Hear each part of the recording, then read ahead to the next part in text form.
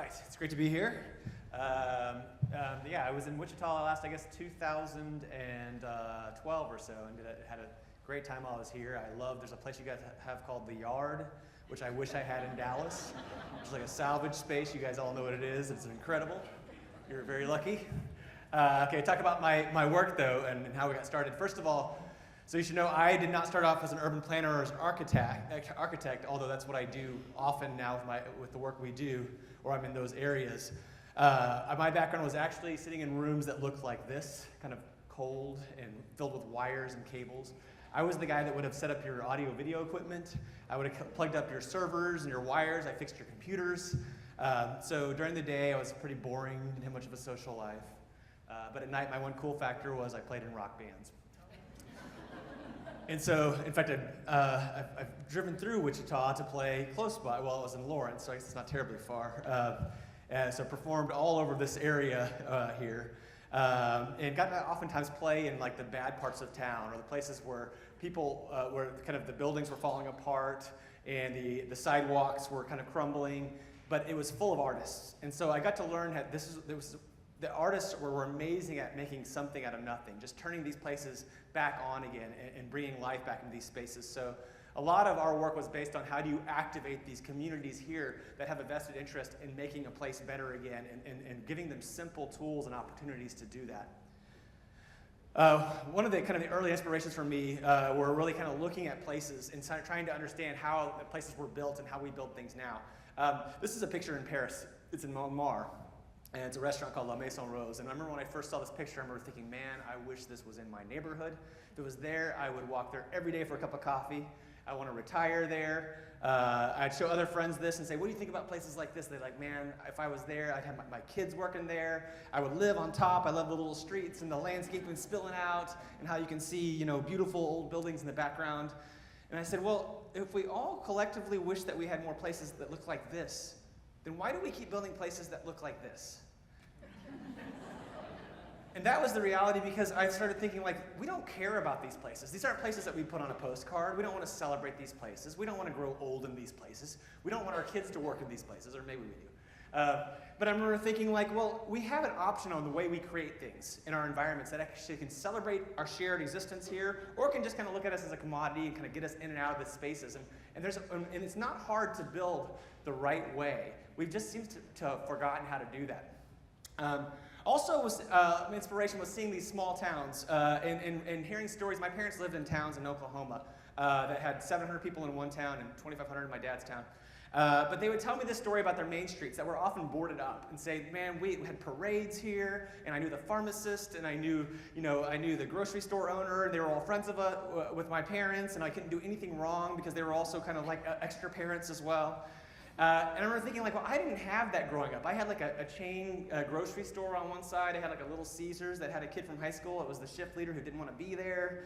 I didn't have people that were celebrating the places together. Other inspirations, though, for me were also looking at places that were 2,000 to 3,000 years old and older, and saying, what were some of these places that are out here that are still working to this day, but in Rome, where you see these plazas that have fountains and young people and old people and markets, or going up to Holland and seeing grandparents riding bicycles with grandkids on little streets with these little old buildings all around them. And I saw all those things, and I remember thinking, man, people were building places with legacies, right? These places are going to last for thousands of years. So I got on an airplane and I thought, okay, I'm going to go back to Dallas and what are we building? What's going to be our legacy that we're handing down for future generations? And I saw a lot of these things. I was really depressed because I thought, man, we're spending billions of dollars. There's nowhere I can fit my bicycle here. I can't have a cup of coffee outside. So I decided to start showing up to City Hall and saying, hey, you know what? I'm seeing these really cool things, and maybe we can start see if we can get more things happening in our community. And they said, well, first of all, Jason, Dallas, it's 100 degrees 3 months out of the year, and it's a car culture. This isn't Paris. But we are doing some really cool planning right now, and you can take part of all of our planning initiatives. We had Forward Dallas plans. We had Dallas 360 plans. We had bike plans from the 1980s that weren't ever built. We had plans called the 2035 mobility plan. So I'd hear that and think, wow, Dallas is going to be great in 2035. So I hope I make it. So decided to start showing up. I'm just to see what I can do and take on in my own neighborhood, because we all know all politics is local. So how do I start working on things in my area and see what we can do to get things happening again? I had an old theater in my neighborhood. I live in a part of Dallas called Oak Cliff, which had historically, for half a century, been thought of as the bad part of town. And ground zero for that was this theater. And this theater is actually where Lee Harvey Oswald was captured after the assassination of John F. Kennedy. So it had been closed for about 10 years. There had been a fire at one point in time, and there was a nonprofit that was trying to help fix it up, but nobody would give money to this area because this was a black eye for our community. And so the only reason it had a sign was because Oliver Stone made that sign for the movie JFK. So I had my arts friends, and I said, well, why don't we grab our artists together, and let's get 100 friends. We'll all have them paint the night before, and the next day we'll open the theater up and make it into an instant art gallery. And so this is us kind of building these easels on the inside of the space, and just so you know, there was nowhere, the heater was out, plumbing was bad, we had like 3 or 4 string lights that we had strung up in the space. And minutes before we're about to open the doors, we thought, this is probably going to be an abject failure. This theater has been closed for 10 years, it's in the bad part of town, it's in the middle of winter. But when we opened the doors, we had 700 people show up.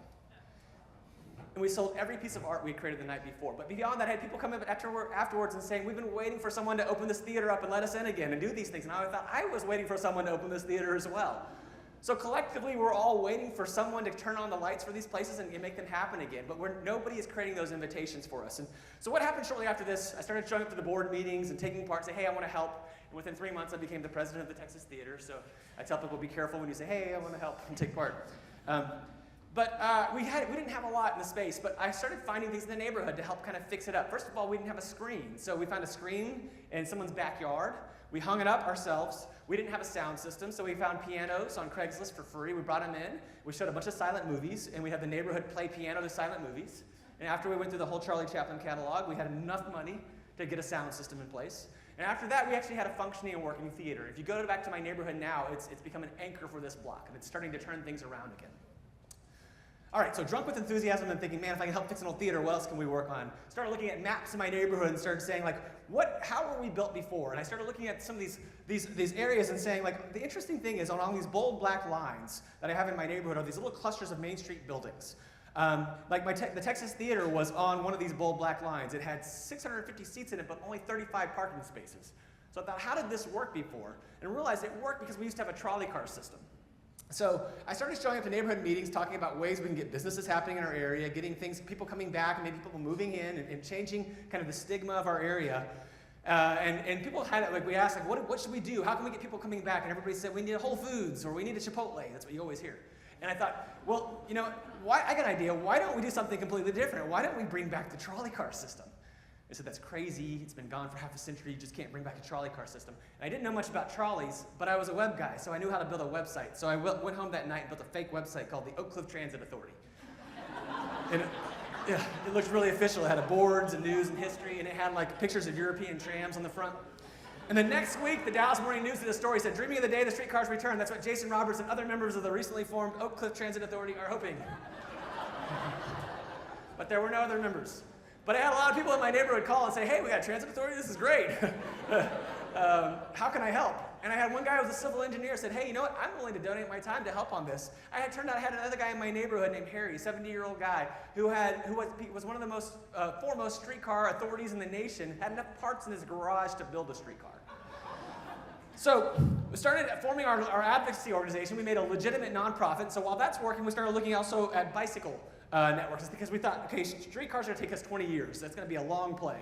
So how can we work on bike infrastructure? But the thing is, when we talked about bicycling in Dallas, it wasn't like what I saw in Europe, which was like pretty girls in dresses or guys in suits riding old heavy bikes. When we bicycled, or we talked about bicycling in Dallas, we were all dressing up in spandex, we're going 300 miles, and we're doping. That's how we ride.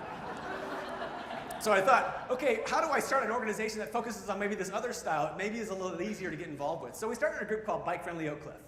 And that would be just celebrate, bring out your old Schwinn from the garage, and we'll ride to the grocery store together, things like that. And so I started showing up to City Hall and said, we got this group, and we have this great idea. We're going to take every road in Dallas, and we're going to cut them in half, and we'll put bike lanes everywhere. I had a lot of people come out that looked just like this and said, no! No. So I realized it's going to be hard to convince this guy to ride a bicycle. So I'm going to have to come up with a new plan. So we started saying, why don't we just do some fun things? Let's just go out and just do some social rides together, have people show up downtown. We'll do our first group ride together. We'll all go follow the trail of Lee Harvey Oswald, because we had nothing else to celebrate in Oak Cliff. We thought we'd have 20 people show up because we said meet at the grassy knoll. That's where you meet for those rides. And then, but what happened was we had 150 people show up. And what you don't see on this picture is me looking terrified at the front of this line because first of all, I didn't own a bicycle when we started Bike Friendly Oak Cliff. I just loved the idea of having a bike culture. But I also thought I'm bringing 150 people to the bad part of town. This is probably not going to be a wise decision. But I also was like, I'm not the leader of a movement. I don't need to be leading anything, honestly. What I realized, honestly, though, if you're passionate about something, you have everything it takes to become a leader. And people are waiting for someone to stand up and take a charge and make something different happen to make a better community. And in short order, we started finding little things we could do in our neighborhood to make things happen, to start fixing things quickly. First of all, I realized when I was a kid, I grew up in the 80s, half of our student population rode bikes to school. But at my kids' school, no kids were riding bikes, zero. There weren't even bike racks in front of the school. So I said, okay, how do I get kids riding bicycles to the school again? So we started making punch cards and said, look, if your kids ride every day for a week, we'll punch a card every day, and by the 5th day, we'll all go out for root beer floats together. We went from 0 kids riding to 100 within 5 days. So, thank you. And all we did was make punch cards. So simple stuff. So then we started looking at blocks of buildings in our neighborhoods and saying, how do we fix these blocks? Because right now we're working on old theaters and streetcars and bicycle networks. And started saying, well, what's holding these spaces back? This was a former streetcar stop in my neighborhood as well. So I realized in the 60s, we had changed these roads to one-way streets. So they were high-speed one-way streets. We thinned the sidewalks. We changed the zoning from a retail to light industrial, which just meant I couldn't have a coffee shop in my neighborhood. And then also because it didn't have parking in front of it, we couldn't have a lot of these uses. And then next, we created a lot of rules or ordinances that made it either illegal or cost prohibitive to make this place come to life. You don't have to read all this, but just know that we had rules that said if you want flowers on the sidewalk, it's $1,000 in permitting. If you want awnings or shade structures over the windows, it's going to be $1,000 per window. If you want cafe seating, $1,000 per year times area times market value times 85% times 12%. If you wanted merchandise on the sidewalk, that's illegal. So that means cool like bikes out on the sidewalk that people are selling or book stalls, all the stuff you see in great streets, that's illegal. If you really want to kill your street life, create a law that says it's illegal for crowds to gather on the sidewalk. Which we had. And all these rules were from 1941. So I went to the city and I was trying to talk about ways we could fix this block. And I said, look, everything we want to do is pretty much illegal. And they said, that's just kind of what you have to do. We don't know why we create these rules, but this is what we do. And so we thought, okay, well, obviously it's illegal for us to do anything to make this block come back to life. So what would happen if we took a weekend and we broke every law we possibly could? So that's what we did. We painted our own bike lanes. We had our own cafe seating. We thinned the streets. We brought historic lights out. We put murals on the buildings. We took the empty buildings and we put the businesses we wish we always had. Coffee shops, flower shops, bookstores. And then we printed off all the laws and rules we're breaking and we put them in the windows and we invited our city staff and our mayor out and said, come out to our better block. And they came out and they're like, I don't know if we're supposed to be here. And we're like, we're all going to jail. But they said, you know what? This is actually a much better place, a better way to make this block. This is how this should be. We would much rather have places like this. And in short order, we saw rules change. We saw things happen. Things started to stick from this little intervention that we tested an idea out in our neighborhood. First of all, the zoning got changed. It got voted unanimously to change. Second of all, we got all those fees reduced. So instead of $1,000 for cafe seating, now it was $100.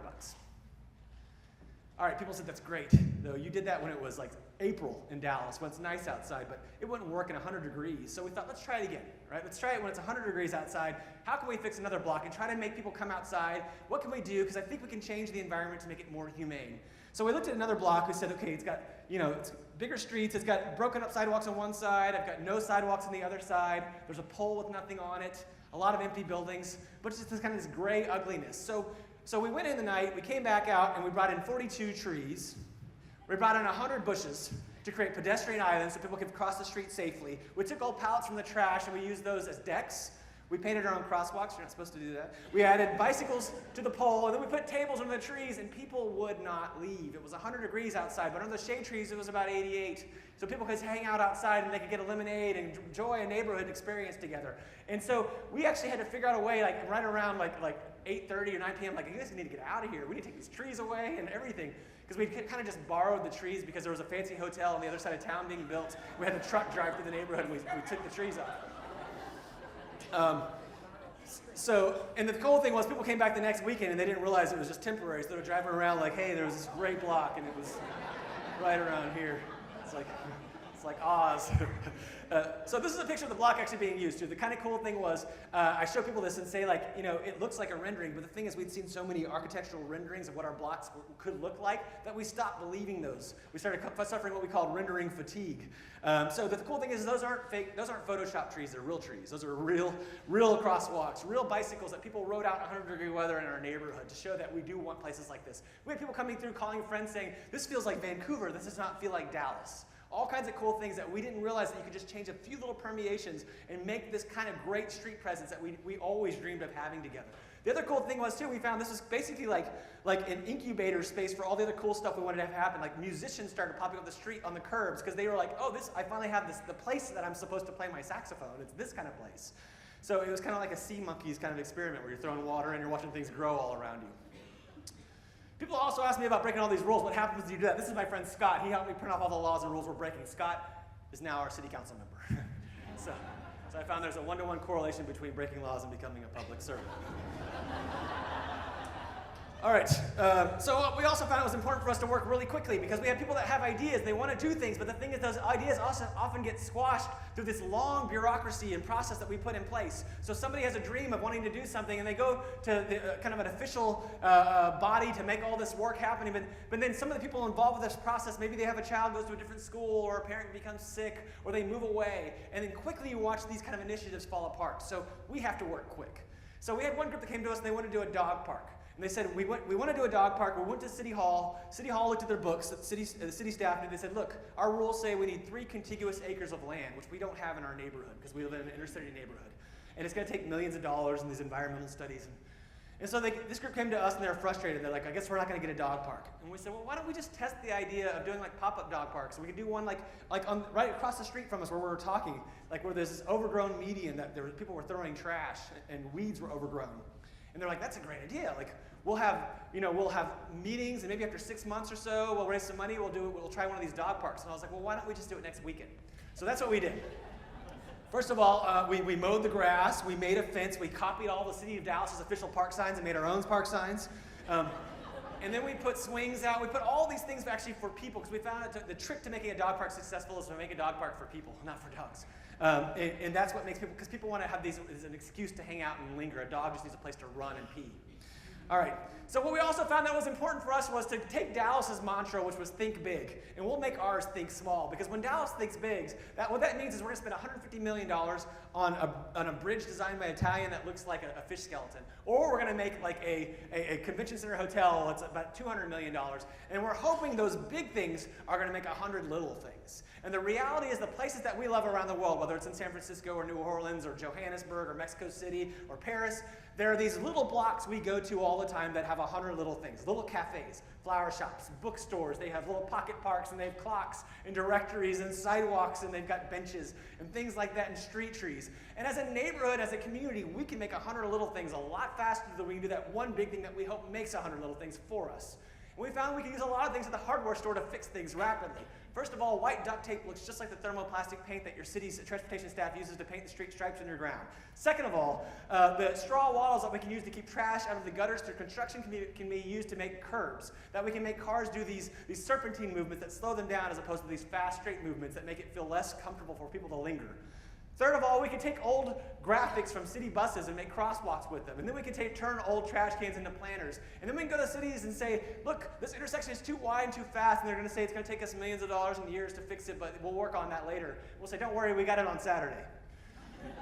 And we can fix it ourselves. And what's happening now, because of this work, the city is taking these plans that we're doing and they're making these things permanent. Because they're like, first of all, you're doing the engagement, you're testing an idea, you're documenting it, and you're basically doing 70% of our work for us. So let's just go ahead and do the last few check boxes. We're making it a lot easier.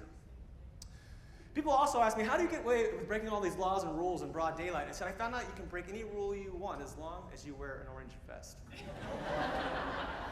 This is your street, by the way. This is Douglas.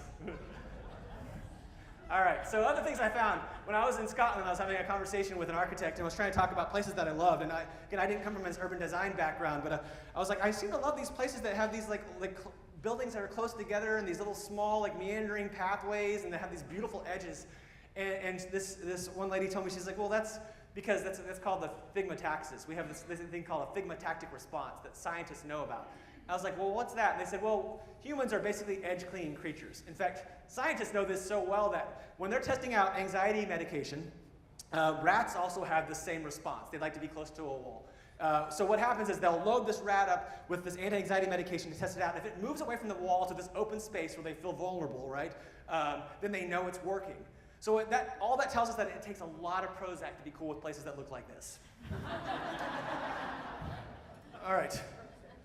Another reason it's important, this is a great quote from Jane Jacobs, you probably have all heard this: new ideas need old buildings. And so oftentimes these cool little structures that we have nestled in our communities, all these cool these new tech companies and these great new widgets that get created, they need these spaces that are small enough for them to kind of fill in their ideas that are already built, that are already paid for, to test these things out for. When we take those things away, we're just taking away progress and innovation for our own communities. And then what we're also doing is we're building our places based on our fears rather than love, right? We have two ways to build. You can build on fear or love. So we can put up bars everywhere on our windows. We can put up railings on our benches. And all we're doing is telling people that this place is dangerous. It's unsafe. We don't want homeless people here. We don't want anyone to, and we're making this place inhumane for everybody. Well, what happens when we build places based on love? We start taking those away, and we start assuming that people want to have a place to hold each other and to be together and to celebrate their shared time here. Also, we get asked, like, how do you fix places rapidly? How do you teach people these ideas on better places? And I said, honestly, all you have to do is tell people, how would you make this place feel romantic? If you want to give a quick, rapid test to have anybody in this room fix a place, they're going to come out and they'll be like, man, you can use a fountain here. If you want to make it romantic, put string lights, music over here. Well, why don't we have that everywhere? The places you love are the places that people take their wedding photos at. They're the places that you guys want to go out and just have a good time with your family and take pictures all around. And we deserve more places like that. And the reality is, too, if I pull up any of the citizens and visitors bureaus of any city here in the U.S., it's going to show places that look like this, even though 90% of them look like those highways I showed you earlier. Okay, other stories that I had to kind of study to figure out, like, how do we make things happen fast? I started looking at who else made things happen quickly in areas to make change. A great story I heard was about Napoleon. Napoleon was exiled twice in his life. Second time was to St. Helena, where he was exiled forever. But the first time was to the Isle of Elba. And on the Isle of Elba, he was sent there. He was given sovereignty over 30,000 inhabitants. And they were said, like, you know what? It's a nation it's in poverty. It's poor people. They're going to they have a hard time getting by.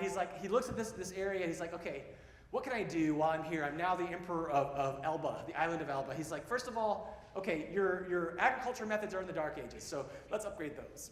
So he upgrades those. He looks at the school curriculums. He's like, those are 300 years old. Let's fix those as well. He fixes the school curriculums. Then he starts looking at the industry and saying, like, there used to be iron mines in BC times. Let's get iron mining happening again so we can actually get some wealth generated on the island. And then he created an army. And then lastly, he created a navy. He got himself off the island and became emperor of France again. And he did that all in 300 days. So you can work quickly. If you look at these things that are around you that are disparate, that aren't functioning well, and you organize them in a beautiful line to fix a problem, it's amazing how fast you can transform a space. So our work has picked up, and one of obviously our favorite and best sponsors has been the Knight Foundation, and which is what has led to our nonprofit. The first project we did was in Akron, Ohio, and this is a neighborhood called North Hill. We came out to this neighborhood, and this neighborhood has an interesting kind of population here. It's always been kind of an international enclave. So it had Italian immigrants that settled the area 100 years ago that were still coming in.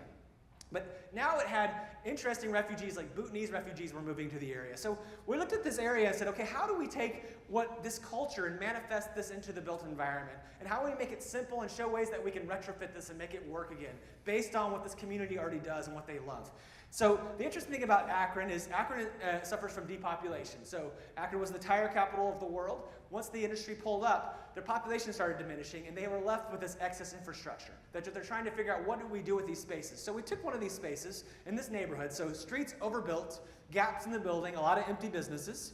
We drew up maps and said, okay, first of all, let's put some bike infrastructure in place to thin the streets out. Let's see if we can work with the neighbors. We got Italians, so we can do espresso carts, so we can make plazas that are Italian inspired. We can do pop-up businesses with neighborhoods. We have a group that wants to do dumplings. That's a Bhutanese style dumplings that we can work with. We can create an international welcoming center. We'll do these quick classes that people can show up for 2 hours, help us do a workshop to build a bike lane for 2 hours. Or on this Saturday, help us for 2 hours, and we're going to build a pallet furniture. Then we fill up the city's staff's machines with kids' finger paint, green paint. Then we use white duct tape that we line it with neighborhood volunteers. And then 2 hours we get a functioning bike lane, right? We can take those wraps off of the city buses and make mid-block crossings. We can take an empty parking lot that's been empty for 50 years or so, just bring out some dirt, some hay bale and some volunteers, and make an Italian-inspired piazza in 2.5 hours. We can make the turn lanes and turn them into bocce ball courts. We can take pallets from the trash again and make decks so people can sit outside and eat outside. We can take the empty buildings that were slated to be demolished and turn them into small businesses, working with the locals in the area that have little bike co-ops. And this is the block actually being used. This is a picture I took from my phone really quickly. There was about to be rain coming in, but just 2 hours before you see this picture, this block was being built. So, but by many of the people that are actually on this block. So to show you how rapidly you can transform these spaces. And now with our nonprofit, we're able to publish a lot of recipes and all these ideas that we do. So you can go to our website and you can download how to do your own green bike lane or download how to do your own piazza. We want these ideas to carry over. We want more people to take these and do these ideas. In fact, somebody did do an idea and they're in this room here now. So you guys may know that I was so happy when I saw this story. So the toilet plungers on your street that got turned into permanent bike infrastructure. That came out of a Detroit Better block that we did. This is me with our toilet plungers. This was actually done out of how do we need to create delineators and they're like $30 each. We don't know what to do, and running to the hardware store and seeing 100 plungers for $2 each. I got it. So the beauty was seeing that kind of quickly get brought over here to Wichita and being implemented permanently. That was pretty amazing.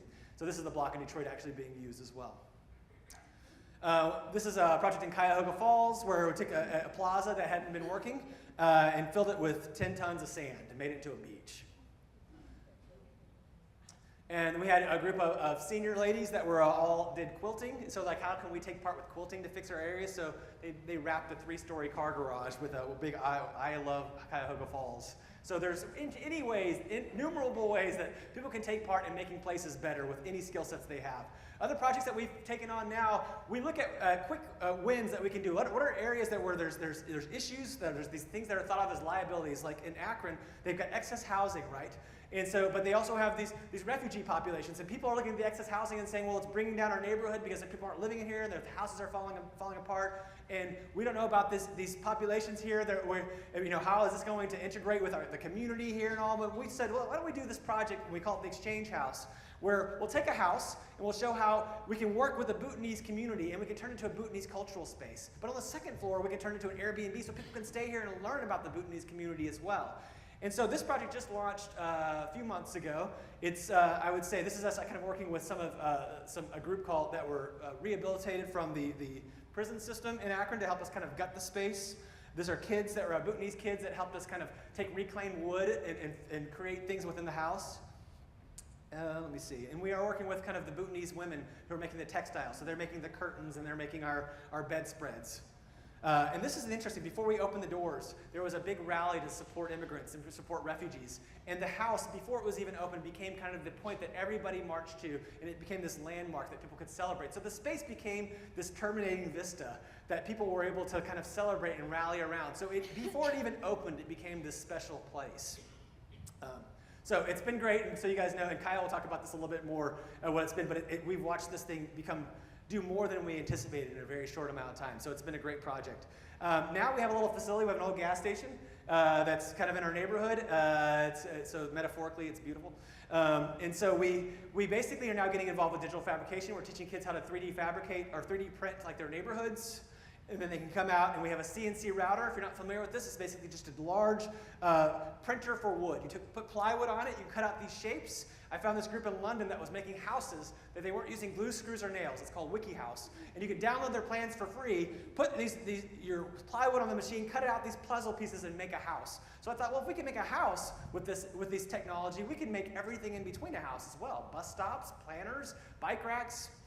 And so we have a library called Wikiblock that we work closely with the Kent State University architects with to design a series of open source furniture that you can go, this is just some of the designs. You can take a sheet of plywood down to a makerspace or a fab lab, which is basically a library with tools. Many cities have these. You can use their CNC machine, download our designs, and this is what it looks like on a piece of plywood. It cuts out these shapes. There's a simple IKEA-like instruction set you can download.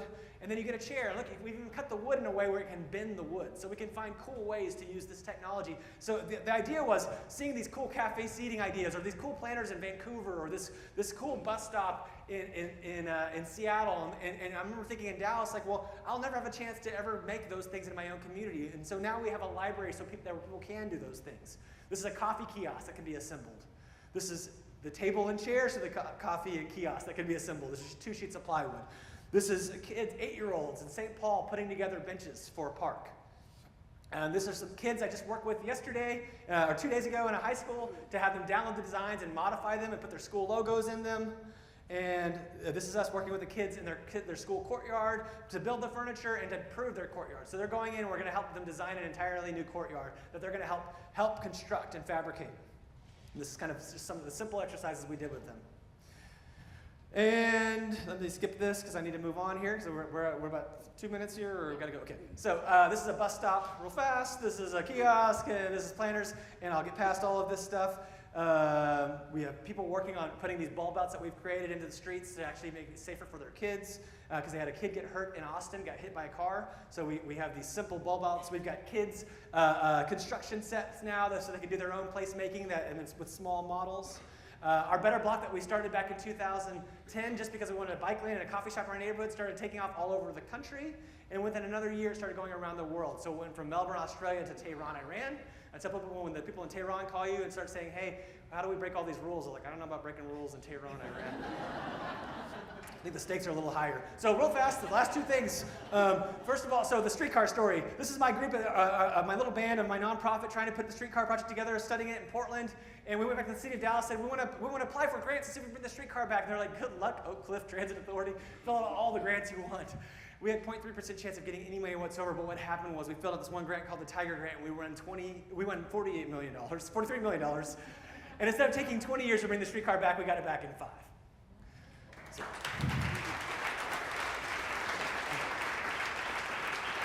And all I did was build a website.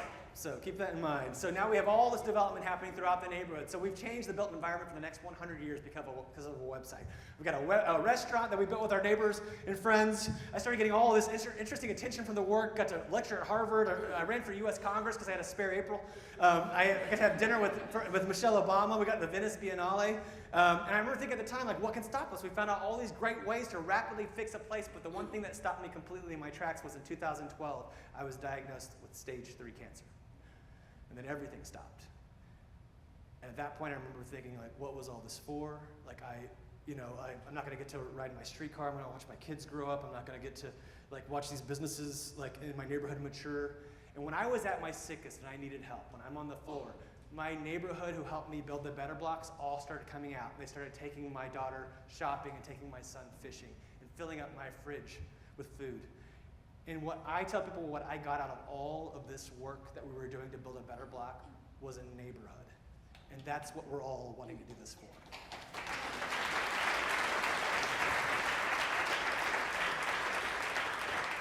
Thank you. So when I was in a bad way, I had a community rally around me. I think we all deserve those things, and that's why we're doing all of the things we're doing. So really fast, 3 things that we do. Before I forget, 2 years ago, I was diagnosed with being cancer-free, so I'm going to be just fine.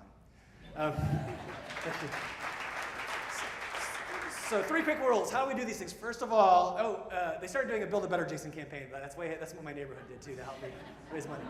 Okay, first of all, show up. If you don't show up, I showed up to everything, Kiwanis clubs to chambers of commerces. If you don't show up, she will, and she's opposed to everything. Second of all, you got to give it a name. Give it something to celebrate. So we had Art Conspiracy, which is an art event for the theater. We had Oak Cliff Transit Authority, Bike Friendly Oak Cliff. We went with great design so people could actually pull this thing up, hold it up, and celebrate and say, let's fight for this. And third of all, set a short date and publish it. And I call it blackmail yourself. We'll set a date and say, we're going to do this project in 90 days or 100 days, and we'll work on the poster for 2 weeks, and we'll publish it. And people are like, you're going to do a Better Block. How are you going to do it? Like, I have no idea. But people start start calling and from the neighborhood saying, hey, I can fix streetcars, or I can do light poles, or I can do recipes. And we start building our better block that way by just putting this beacon out in the night. And with those three things, I found you can fix everything. Thank you.